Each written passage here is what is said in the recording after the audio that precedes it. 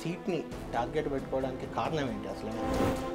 6 గ్యారెంటీలు అమలు కాలేదు, వీళ్ళు అమలు చేయలేకపోయారు. 100 రూపాయలు పెట్టి పెట్రోల్ తెచ్చుకొని 10 పైసలు అగ్గిపెట్టే మర్చిపోయి వచ్చి ఆగస్టు 16 నుంచి తెలంగాణలో 2 లక్షల అప్పు ఉన్న రైతు ఉండడు.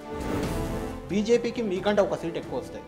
రాష్ట్రంలో పరిణామాలు ఏమైనా ఏది జరగాలన్న కళ్యాణ్ పదే పదే కేసీఆర్ను మీరు కూడా ఉద్యమకారుడు అనే వర్డ్ వాడుతున్నారు. గతంలో కూడా ఆయన claim అన్నారు, గతంలో మీరు కూడా అన్నారు.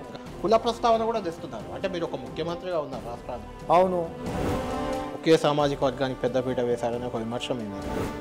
అంటే గత ప్రభుత్వాన్ని దెబ్బతీయడం, గత ప్రభుత్వం చేసిన అప్పులని చెప్పడం. ఇంకా ముందు ముందు కఠినంగా వ్యవహరిస్తాను. అసలు రిజర్వేషన్ల రద్దు అనేది సాధ్యమయ్యే పనేనా? ముస్లిం రిజర్వేషన్లు రద్దు చేయగలిగినప్పుడు చాలా తీవ్ర స్థాయిలో మోడీ కేడీ అంటూ ఇద్దరిని కలిపేస్తున్నాడు. నేను ఈ రోజు కూడా ఆ మాట కట్టుబడే ఉన్నా. Double R tax, triple R collections కంటే డబుల్ ఆర్ కలెక్షన్స్ ఎక్కువ అయ్యాయి. రాహుల్ గాంధీ గారు లంచాలు తీసుకొని ఎక్కడ దాచుకుంటాడు? కవిత బెయిల్ కోసం కుమ్మక్కయ్యాడు కేసీఆర్. ఆ రోజు అది వాస్తవం, ఈ రోజు ఇది వాస్తవం. ఈ మధ్య అమిత్ షా వీడియో ఒకటి పెద్ద ఎత్తున వైరల్ అయింది. అది రేవంత్ రెడ్డి కనుసన్నల్లోనే తయారైంది. ఏ నిమిషమైనా రేవంత్ రెడ్డి బీజేపీలోకి వెళ్ళొచ్చు ఎన్నికల తర్వాత. తెలంగాణ సీఎం రేవంత్ రెడ్డితో ఎక్స్క్లూజివ్ ఇంటర్వ్యూ.